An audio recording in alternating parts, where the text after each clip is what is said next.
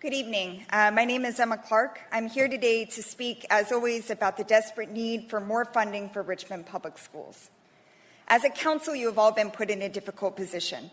Because RPS has been underfunded for decades prior to your arrival on this council, you are saddled with a financial problem that is so large, you know it will not be possible to solve completely during your tenure here.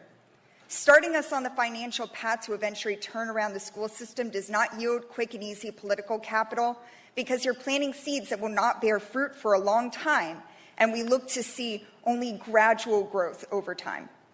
I can understand why it is tempting to opt for a grandiose building project where your constituents get to see the immediate and concrete results of your work. It is the easier decision, but it is not the right decision. The fact that this project is continuously sold as something that will pay for itself is a con, and you are well informed enough to know that. It cannot pay for itself because if the TIF zone was drawn exclusively around the area that's being developed, it will not produce enough real estate revenue to pay for itself, which is why they had to extend the zone to include 70 blocks, an additional 70 blocks of our downtown, revenue that could over the next 30 years go towards our schools and other important priorities that instead will go to paying off these bonds. Any other profits that could theoretically help pay off the bonds, such as ticket sales, parking decks, etc., are dependent on the belief that this project will be a raging success. Not only is that not guaranteed, it's doubtful. Economists are in nearly universal agreement that we will hit a recession midway through the construction of this project. We know that construction is often delayed and cost estimates frequently have to be revised.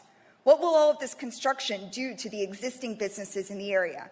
Not to mention that if you research TIF as a strategy, so far its record is lackluster. We have been down this road of lofty promises before, leading to nothing but disappointment.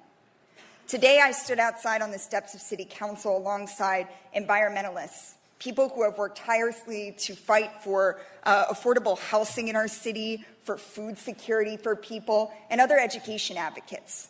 I can't think of a time in history when a politician has stood on the opposite side of that community of people and been in the moral right. So if you think about who you're standing beside, are you standing beside Tom Farrell? Or are you have 30 seconds. The activists who have fought for our city for years? This is a bad deal, but it's more than just that. It's the wrong prioritization. We need to put schools and the people first.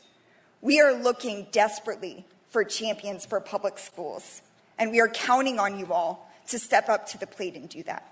Thank you. Thank you.